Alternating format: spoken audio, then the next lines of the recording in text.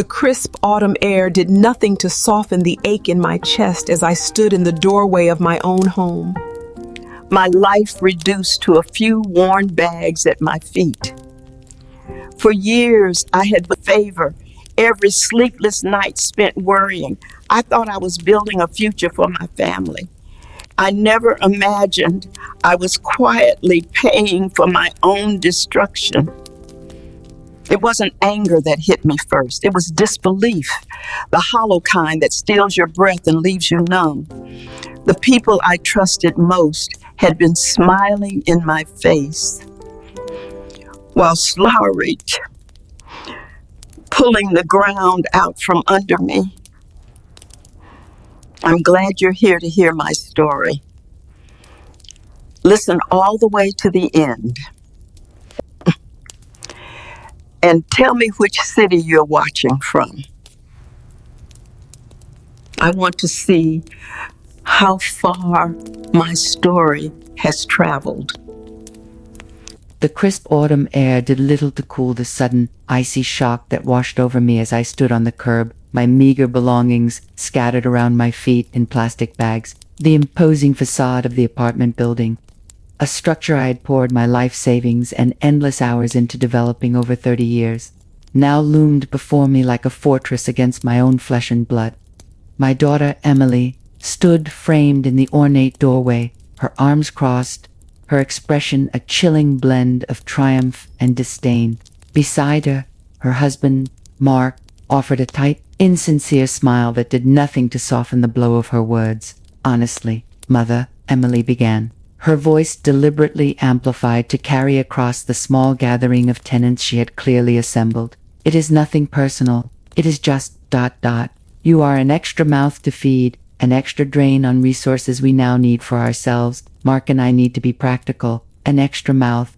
The phrase, so callous, so utterly devoid of the love and sacrifice I'd invested in her, struck me with more force than any physical blow. I, Theodore Vance, a man who had built this building from the ground up, who had managed its operations, nurtured its tenants, and seen it flourish, was being evicted from my own creation by my own daughter. The carefully chosen furniture I had placed in the common areas, the reliable appliances I had installed, the very foundation of the comfortable life I had envisioned for my retirement, all of it now seemed to belong to them, to be used as tools against me. David, my son, was not present, a deliberate absence that spoke volumes about his allegiance. The wedding, which had taken place just the day before, a lavish affair I had financed to celebrate David's new beginning, now felt like a prologue to this nightmare, a celebration of the life he was building with the very wealth I had provided, a wealth now used to cast me out. The pale pink dress Emily had worn, the one I had helped her select and pay for, seemed to mock me from a distance, a symbol of my former inclusion and current exclusion. The irony was bitter. The day after celebrating David's new beginning, my own life was being systematically dismantled. I stood there, holding a worn photograph of David and myself from a happier time. The image, a stark contrast to the current reality, feeling the full weight of my displacement. Significant people, Sarah had called the wedding guests. Was I no longer significant? Was I merely an extra mouth? The disbelief warred with a rising tide of anger, a primal instinct for survival stirring within me. The memory of Eleanor, my late wife, her gentle wisdom, her unwavering belief in our daughter's potential, now felt like a distant, bittersweet echo, a stark contrast to the manipulative dynamic Sarah seemed to cultivate. Eleanor had always been the anchor of our family, her nurturing spirit a contrast to Emily's burgeoning materialism, a trait that had only intensified after Eleanor's passing. I recalled Emily's childhood, a tapestry woven with my efforts to provide stability and opportunity, a conscious attempt to compensate for Eleanor's absence, her expensive art classes, her brief, unsuccessful foray into gallery representation, the small apartment I had rented for her when her initial business ventures faltered. Each expenditure was a testament to my belief in her, my desire to see her succeed, to find fulfillment. I had always encouraged her artistic pursuits, even when they seemed impracticable, believing that passion would eventually lead to prosperity. I had delayed upgrading my own car, foregone numerous vacations. and carefully managed my investments, all with the unspoken understanding that Emily's future was a priority. Eleanor, in her final days, had expressed her own subtle concerns. "Theodore," she would whisper, her voice frail but firm, "Emily has a good heart, but she is easily swayed by appearances. Ensure her inheritance is managed wisely, for her own good, and do not forget your own needs, my love. You deserve peace too." Her words, intended as loving counsel, now felt like a prescient warning. I had managed Eleanor's estate with meticulous care, ensuring Emily's inheritance was substantial, a sum meant to provide security and freedom. I had believed this security would foster her independence and appreciation, not breed a sense of entitlement that led her to discard the very person who had helped shape her life. The foundation of my sacrifice was built on love and trust, but looking back, I saw how easily it could be eroded by the corrosive influence of sudden, unearned wealth, or perhaps by a pre-existing character flaw I had been too blind to see. I recalled her frequently asking about my financial plans, her curiosity about my retirement accounts, and her subtle suggestions that I might consider consolidating my assets for her benefit should anything happen to me. I had dismissed these as filial concern, failing to recognize the calculating undertones. The stark reality was that my love, my financial support, my very presence in her life had been calculated not for genuine affection but for strategic gain. This realization was a bitter, crushing weight. The sacrifices I had made, the opportunities I had deferred, all for a daughter who now seemed to view me as a financial obligation rather than a father. The wedding, meant to be the pinnacle of this shared vision, had become its undoing. The stark reality was that my love, my financial support, my very presence in her life, had been calculated not for genuine affection but for strategic gain. The sheer callousness of Sarah's words, her dismissal of me as an extra mouth to feed, and David's immediate, unthinking compliance, struck me with the force of a physical blow. David, my son, the boy I had raised, whose dreams I had championed, was now siding with his wife against me, his own father, on his wedding day. The image of his averted gaze, his stiff posture, was a betrayal deeper than any financial concern. I saw then the stark truth behind Sarah's polite smiles and David's hesitant affirmations. My love, my support, my willingness to overlook the subtle manipulations had not fostered a healthy relationship. It had fostered dependence and entitlement. The wedding invitation, a symbol of inclusion and familial celebration, had now become the backdrop for my profound rejection. I remembered Eleanor's gentle warnings, her intuition about Sarah's calculating nature, her quiet advice to maintain my own life, my own dignity. I had perhaps been too eager to believe in the best of my son, too willing to overlook the red flags Sarah presented, all in the name of familial peace. But in that moment, standing on the curb, facing the stark reality of my eviction, a profound clarity washed over me. My worth was not defined by my son's acceptance or my daughter-in-law's approval. My worth was inherent, built on my own life, my own integrity, my own quiet strength. The tears I had felt welling up were not of sadness, but of a dawning awareness, a realization that I possessed the power they had underestimated, the power of truth and the quiet strength of a life lived with dignity. My reply would not be one of anger or pleading, but of measured, devastating truth that would expose their actions for what they were, and in doing so, reclaim my own standing. The phone felt heavy in my hand, but my grip was firm. The game had irrevocably changed. Their attempt to redefine my role, to diminish my value, would be met not with a plea for understanding, but with a statement of fact that would dismantle their entire narrative. This was not about whether I liked their wedding arrangements or their financial management. It was about asserting the reality of their betrayal and the profound disrespect they had shown. My reply, when it came, was quiet but carried the weight of years of unspoken sacrifices and dawning realizations. I looked directly at David, my gaze steady, unwavering, then met Sarah's eyes, holding her cold stare. "David," I began, my voice remarkably calm, a tone that surprised even me. "Sarah's decision is noted, and I understand completely. After all," I continued, my voice dropping slightly, drawing their attention, and perhaps a few nearby tenants who had gathered with hesitant curiosity, A wedding is about a new beginning, about establishing a new order, is it not? And for that, certain individuals might be deemed superfluous. I paused, letting the word hang in the air, observing the subtle shift in Sarah's posture, the slight widening of David's eyes. Sarah, I addressed her directly, my voice still calm, but with an edge of steel. You called my comment about the wedding favors extravagant. Perhaps you are right, but my extravagance was never in the favors, but in the years of unwavering financial support I have provided to David, enabling his lifestyle, covering his debts, and allowing him to live comfortably while he found his footing.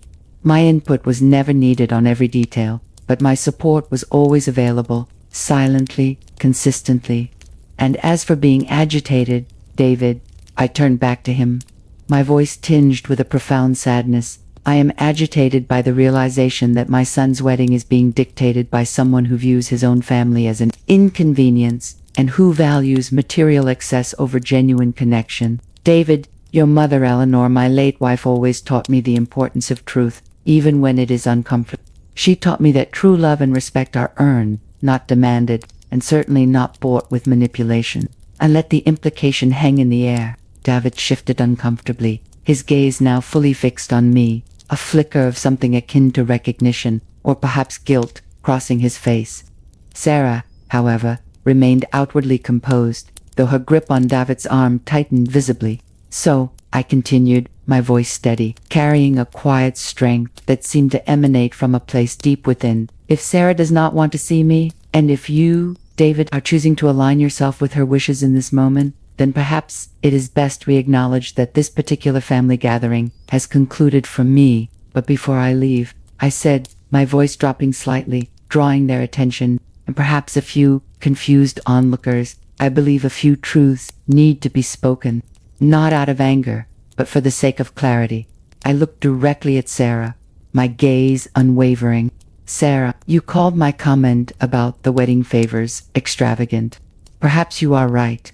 But my extravagance was never in the favors, but in the years of unwavering financial support I have provided to David, enabling his lifestyle, covering his debts, and allowing him to live comfortably while he found his footing. My input was never needed on every detail, but my support was always available, silently, consistently.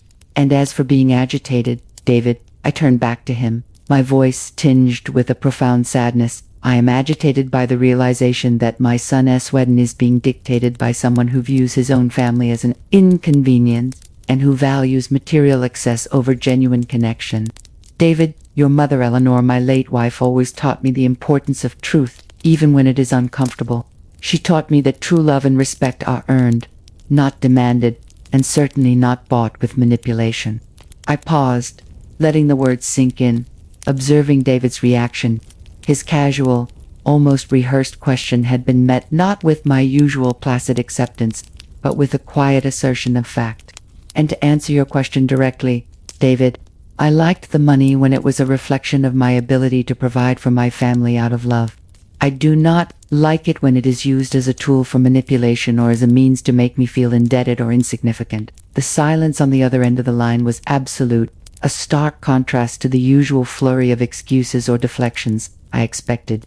David did not immediately respond. I could hear a faint shuffling, perhaps Sarah whispering in his ear, the sound muffled but audible. Then, after a prolonged pause, his tone shifted. The hesitant, almost jovial tone was gone, replaced by a clipped, defensive edge. Look, Dad, I do not know what you are trying to say. Sarah is just trying to help us manage things. It is all for the best. The evasion was patent. The attempt to dismiss my words as mere incomprehensible ramblings was clear.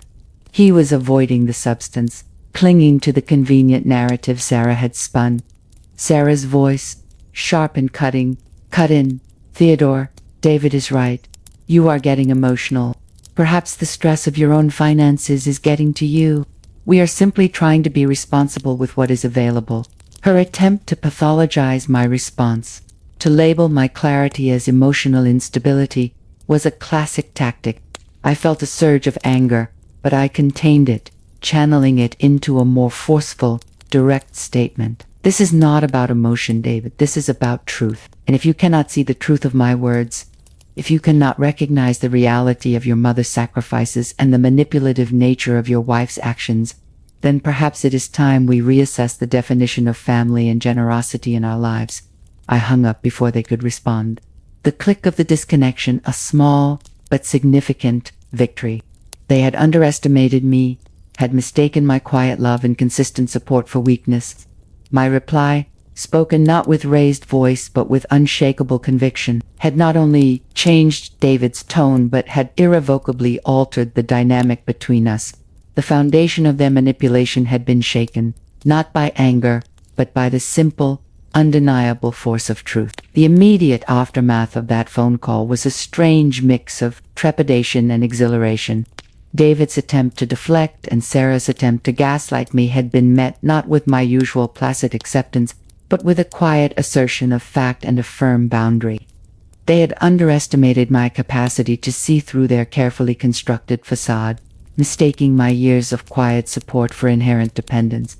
My reply, spoken with a calm I had not realized I possessed, had not only changed David's tone but had irrevocably altered the dynamic between us. They had tried to reframe my sacrifices as their generosity, to position me as a recipient of their kindness rather than a foundational supporter. By stating the truth plainly, that my actions were born of love and past obligations, not current dependence on their fabricated generosity, I had refused to play their game. The silence that followed my words, the immediate defensiveness in David's voice, and Sarah's attempt to pathologize my clarity as emotional instability were all confirmations that I had struck a nerve. They had expected tears, perhaps pleading, or at least a confused acquiescence. Instead, they received a quiet assertion of reality. This was my first refusal, not a physical rejection, but a powerful verbal boundary set. It was the moment I stopped being a passive participant in their narrative and began to reclaim my own voice. The victory was small in the grand scheme of things, but monumental for my own awakening. It was the first step in dismantling the illusion they had so carefully crafted, the first refusal to be defined by their terms. I knew this wouldn't magically solve all our problems, but it had established a crucial truth. I was no longer willing to be manipulated or devalued. The power dynamic had shifted, however subtly. The quiet assertion of my perspective had, indeed, changed his tone completely, replacing his practiced charm with a defensive, almost resentful edge. It was a small victory, but it was mine, a reclaiming of my own narrative and my own worth. This moment marked the end of my acquiescence and the beginning of my conscious effort to redefine our relationship, or perhaps to accept its true nature. The refusal was not an act of aggression, but an act of self-preservation, a declaration that my contributions and my feelings held value, regardless of their attempts to diminish them. I understood that this confrontation, however jarring, was a necessary step. It was the first time I had actively pushed back against Sarah's manipulative tactics and David's passive complicity. It was the start of me taking back control of my own emotional landscape and my future.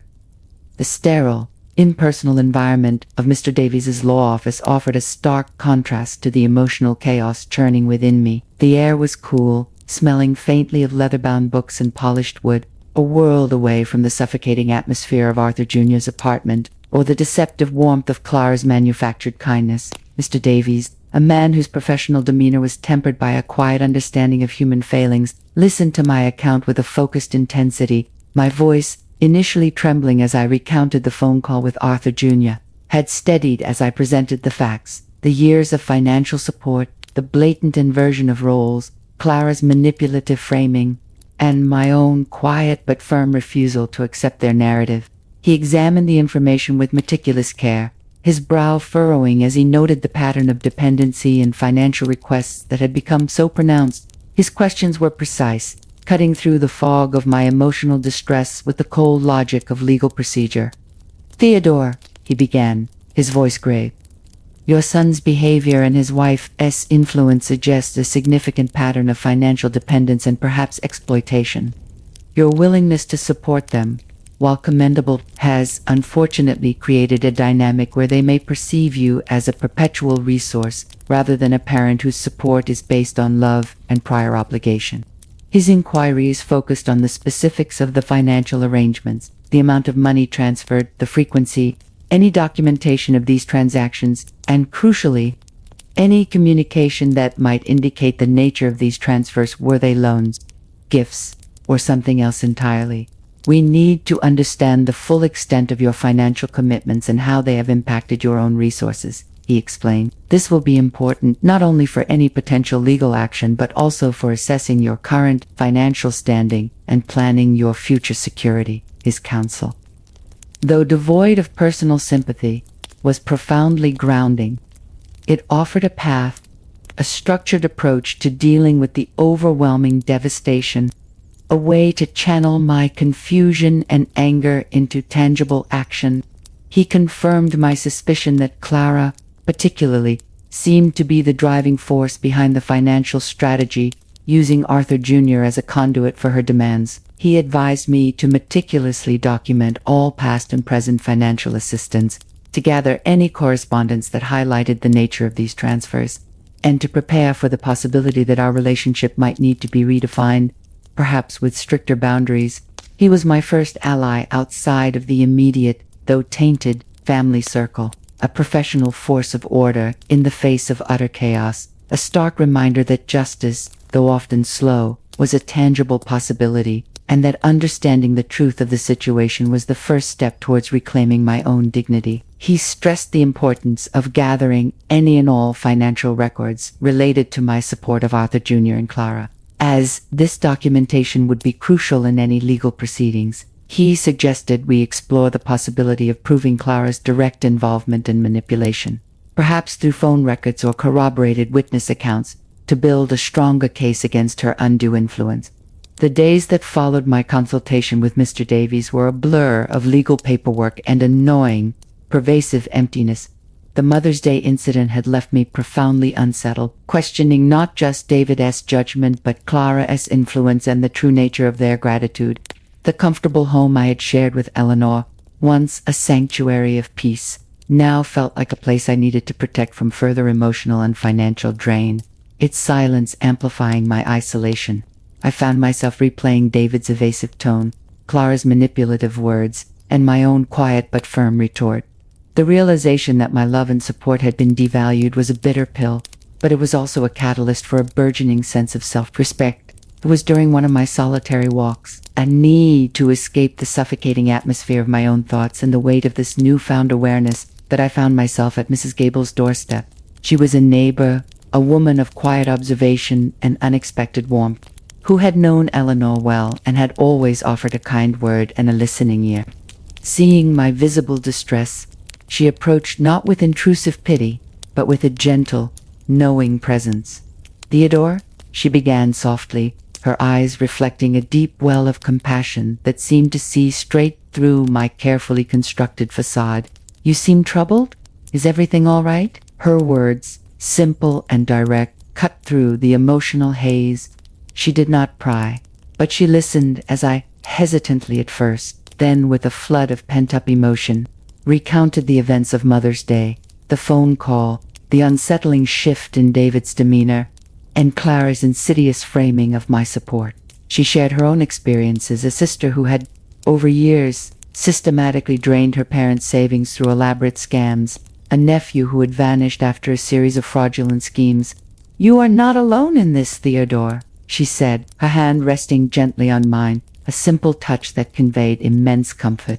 "It is a special kind of pain, when the ones you love most seem to take advantage of your kindness. But you are strong. Arthur Sr. knew that. He saw that strength in you, even when you could not see it yourself." Mrs. Gable became my mentor, not just in navigating the practicalities of my changed circumstances, but in the emotional journey of reclaiming my boundaries.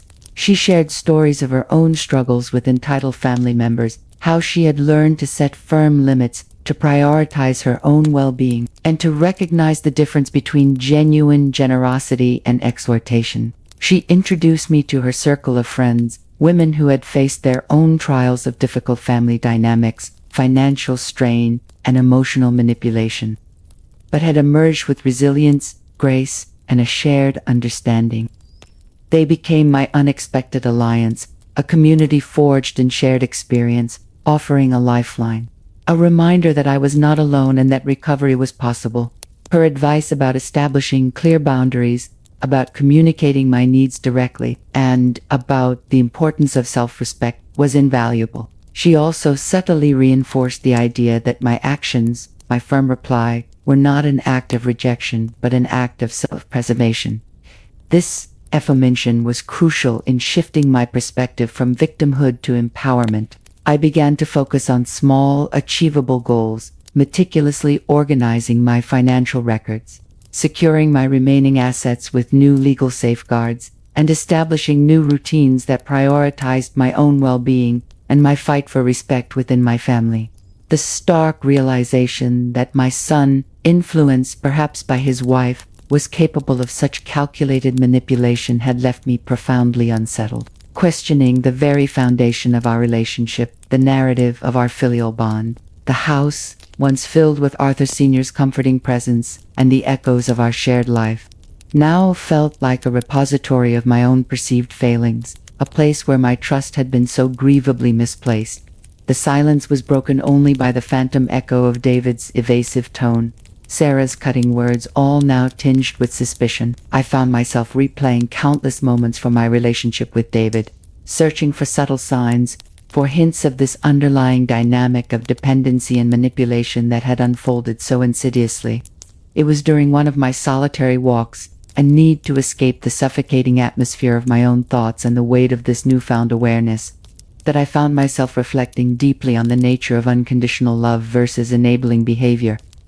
I had always believed in supporting my son, in providing for him, but had I crossed a line, blurring the boundaries between parental support and enabling his dependence? Eleanor's letters, my late wife, often spoke of balance, of ensuring that love did not become a crutch.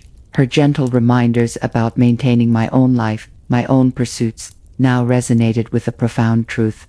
I realized that my focus on David's needs had, perhaps inadvertently, diminished my own sense of self-worth, making me vulnerable to their manipulations.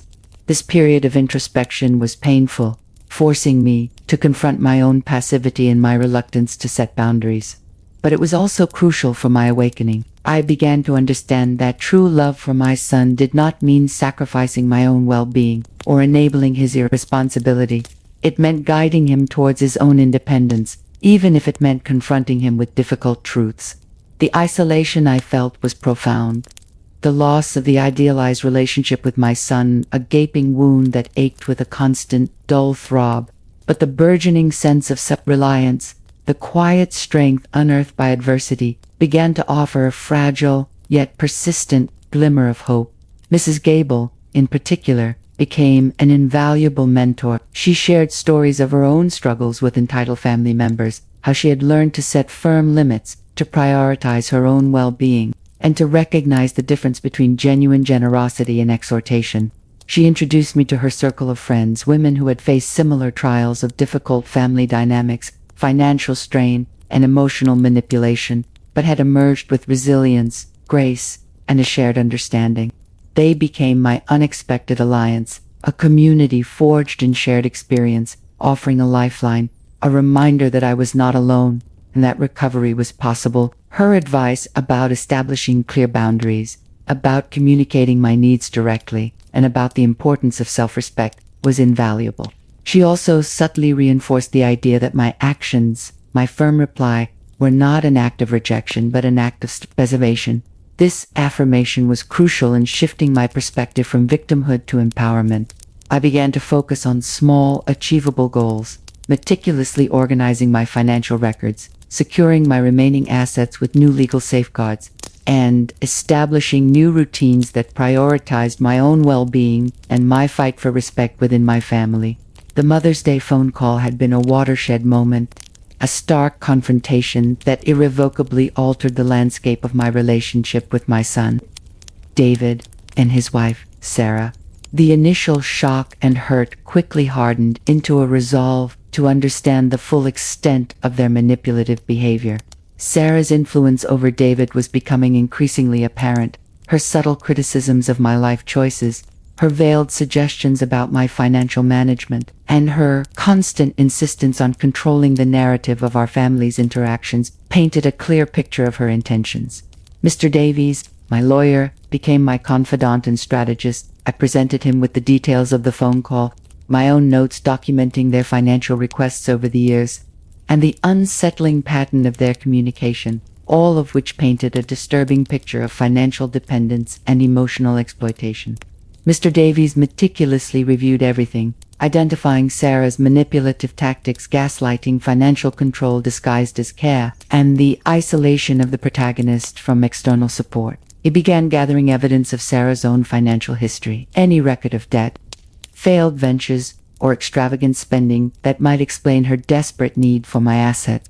He also advised me to document every interaction, every financial transfer, and every instance of subtle pressure or control, building a case not just for financial exploitation, but for undue influence and emotional abuse. The rising tension was a constant hum beneath the surface of my daily life, a reminder that this was an ongoing battle, a fight for my autonomy and my future. Detective Miller, when consulted about the potential for fraud or coercion related to any financial transactions that might have occurred, confirmed that such patterns, while difficult to prosecute without more concrete evidence of malice, could certainly be indicative of financial abuse. She advised me to gather any evidence that demonstrated Sarah's direct involvement in managing David-esque finances and her controlling influence over him.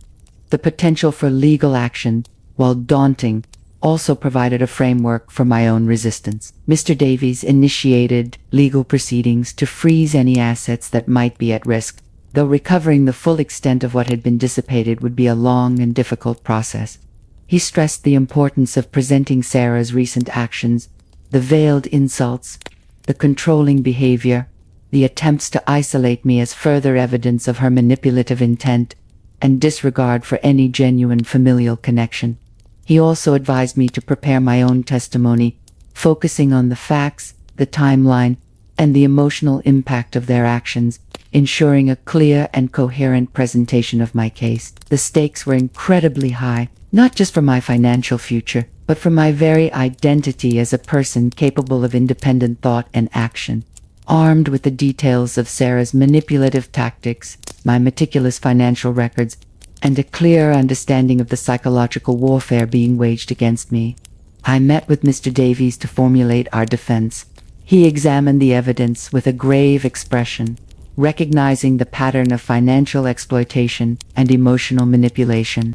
"Theodore," he stated, his voice serious, his gaze meeting mine with professional solemnity, "this situation suggests a clear pattern of undue influence and financial control. Sarah is attempting to position herself as the financial authority, likely to gain greater control over David's assets and, by extension, your resources.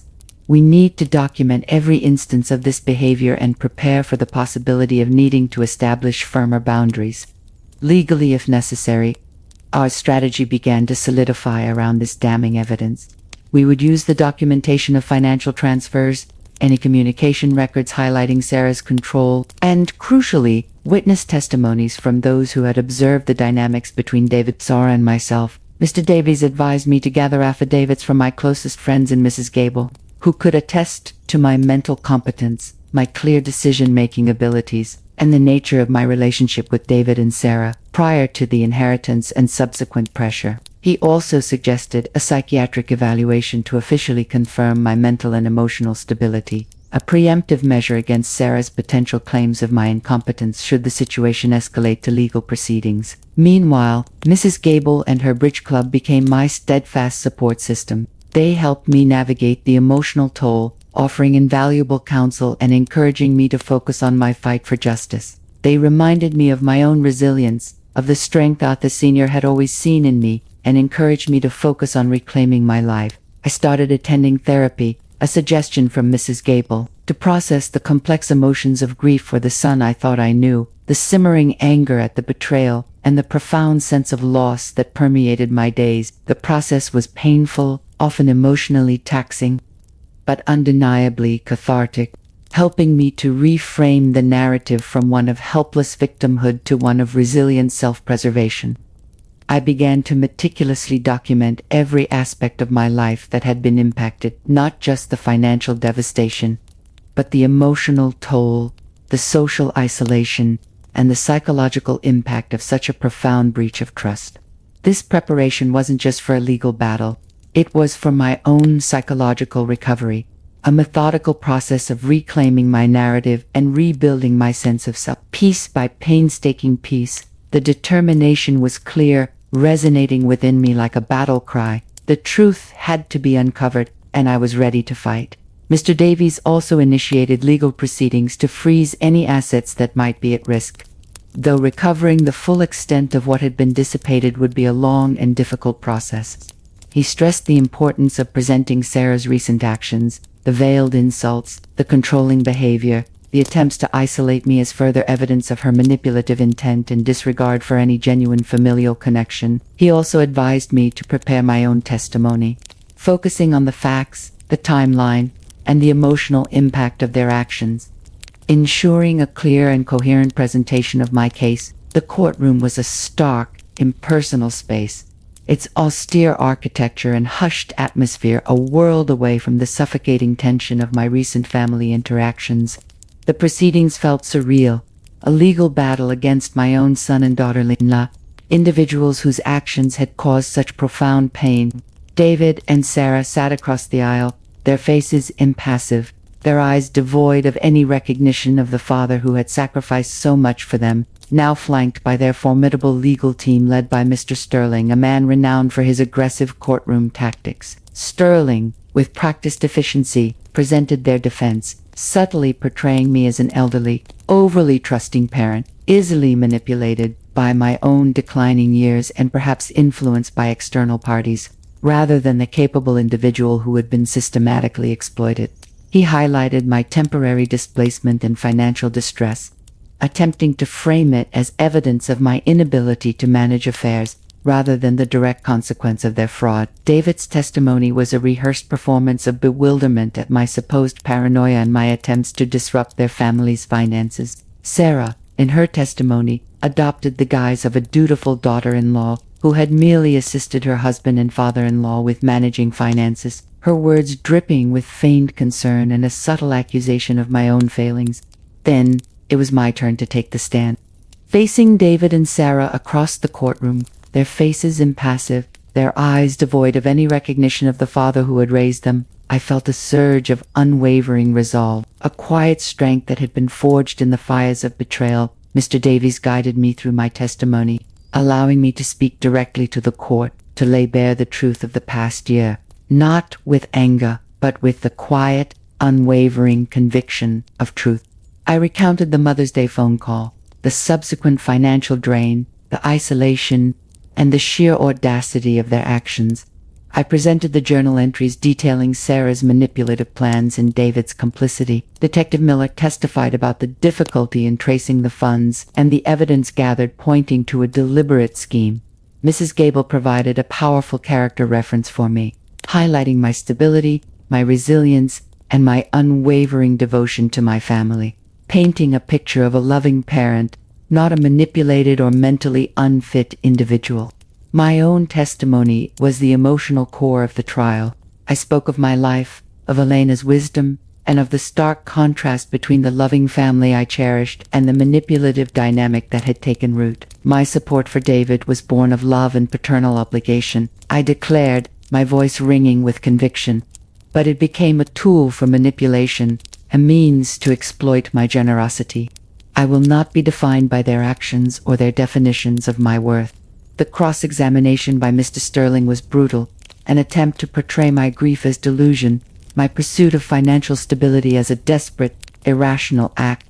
But I held firm, my answers clear, my emotions raw but honest, articulating the truth of my experience without wavering. He tried to twist my efforts to protect myself financially into evidence of erratic behavior, but I calmly explained the necessity of securing my remaining assets after discovering the extent of their fraud. The turning point came when Mr. Davies presented the detailed financial records, highlighting the disproportionate sums transferred to David and Sarah versus any genuine needs, and presented testimonies from friends who had observed Sarah's controlling behavior and David's passive compliance. The judge, Justice Sterling, a woman known for her impartiality and her unwavering dedication to upholding justice, delivered her verdict after a tense period of deliberation that felt like an eternity. She acknowledged the overwhelming evidence presented, my meticulous financial records, the testimonies of Mrs. Gable and my friends, and the clear pattern of David's and Sarah's financial dependence and manipulative behavior. She highlighted the emotional and financial toll it had taken on me. The evidence strongly suggests a pattern of financial exploitation and emotional manipulation, Justice Sterling stated, her voice firm and resonant. The defendant's actions appear motivated by a sense of entitlement rather than genuine need or familial respect. While the court cannot compel emotional reconciliation, it can uphold financial fairness and accountability. Therefore, while direct recovery of all dissipated funds may be challenging, the court strongly advises David and Sarah to seek independent financial and personal counseling. Furthermore, for the protection of Mr. Theodore Vance, the court orders a formal cease and desist from all financial requests and manipulative communications directed towards him. Any future interactions must be through legal counsel, and Mr. Vance is advised to take all necessary steps to protect his remaining assets and personal well-being. A collective sigh of relief rippled through the room, a palpable release of tension. I'd won. It wasn't just about regaining the financial support, though that was a crucial component of justice. It was about vindication. It was about proving that truth, however bared, would ultimately prevail. David and Sarah, their faces ashen, received the judge's pronouncement with stony silence. Their attempt to manipulate the situation, to paint me as the problem, had failed. The verdict marked the end of one harrowing chapter and the beginning of another, the chapter of my own rebirth, and perhaps a reckoning for my son and his wife. The days following the court's verdict were suffused with a profound sense of quiet victory and a deep, restorative relief that seeped into my very bones. The legal proceedings had been exhausting, emotionally draining, and a stark reminder of the depths to which familial bonds could be corrupted by greed and entitlement. Yet, emerging from it, I felt the clarity I had not experienced in years. The initial shock of David's and Sarah's betrayal, the subsequent struggle to reclaim my financial independence and my emotional equilibrium, had stripped away the illusions I had clung to for so long. My focus now shifted from the past and its painful revelations to the future and its unclaimed possibilities. I made the difficult decision to sell my personal residence, the place that held too many memories of both joy and profound sorrow, a symbol of a life built on trust that had been so ruthlessly broken. The proceeds, carefully managed with Mr. Davies' guidance, allowed me to solidify my financial independence and to make strategic yet decisive moves. The first was to reassert my boundaries with David and Sarah, not with vengeance, but with the unwavering firmness of someone who had learned their lesson. I stopped the monthly allowance, redirecting those funds towards my own well-being and future.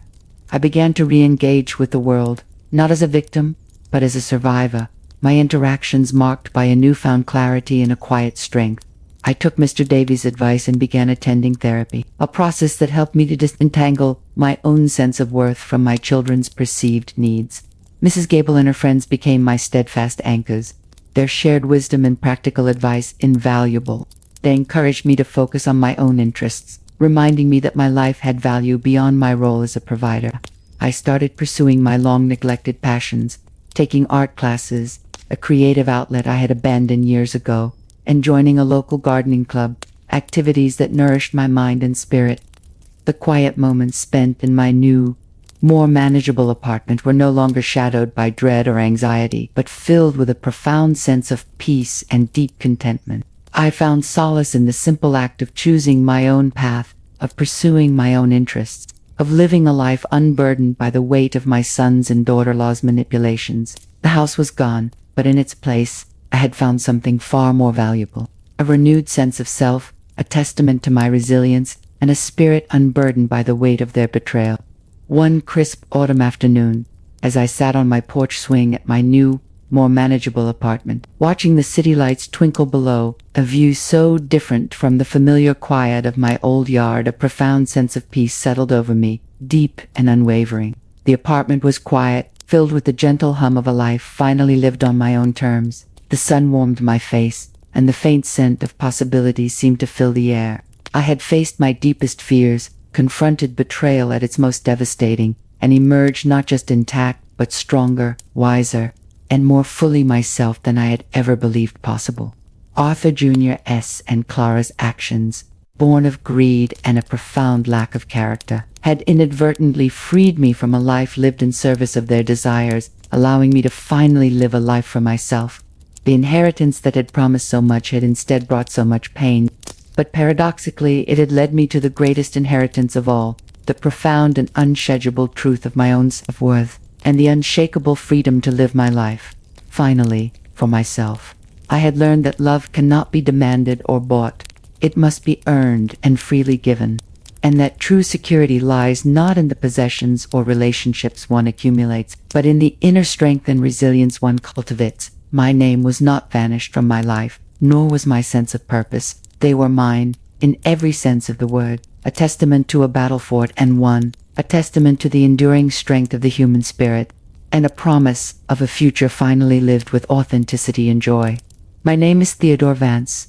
I am 71 years old, and after a lifetime of giving, of sacrifice, and of profound betrayal, I have finally learned the invaluable lesson of self-preservation and the unyielding power of fighting for what is rightfully yours. The journey from the shock of discovering my son's and daughter-in-law's manipulation to this quiet liberation had been arduous, marked by deep pain, righteous anger, and a fear I once thought would consume me. But through it all, I discovered a strength I never knew I possessed. Arthur Sr.'s legacy wasn't just in the financial security he provided, but in the lessons of integrity and resilience he embodied, lessons that guided me back to myself. Arthur Jr. and Clara's actions, born of greed and a profound lack of character, had inadvertently freed me from a life lived in service of their desires, allowing me to finally live a life for myself. If my story resonated with you, if you saw a reflection of your own struggles or triumphs, or if it simply moved you, I would be deeply grateful for your support. Your engagement helps me continue to share these narratives of resilience and hope. Please consider leaving a comment below. I am always eager to hear your thoughts. What would you do in my place? How would you reclaim your life after such a devastating betrayal? Your perspectives are invaluable to me. For more stories of courage, the overcoming of adversity, and the quiet triumph of reclaiming one's life and dignity, please like this video and subscribe to my channel. There are many other stories waiting to be told, each one a testament to the enduring power of truth and self-discovery. With heartfelt greetings, and until next time.